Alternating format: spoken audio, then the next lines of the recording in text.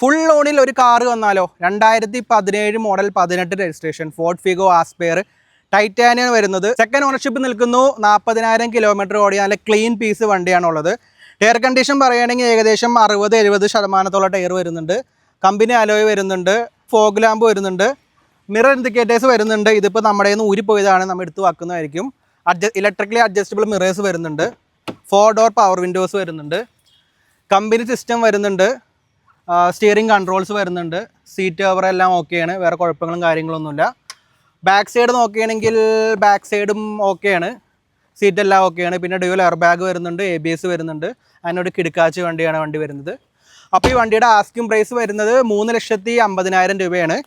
ഏകദേശം ഈ ഒരു 3,50,000 രൂപയെ നമുക്ക് ഫുള്ള് ഫിനാൻസ് കിട്ടാൻ സാധ്യതയുള്ളതാണ്. അതുകൊണ്ടാണ് ഞാൻ വണ്ടിക്ക് ഫുൾ ലോൺ കിട്ടാൻ സാധ്യതയുണ്ടെന്ന് പറഞ്ഞത്.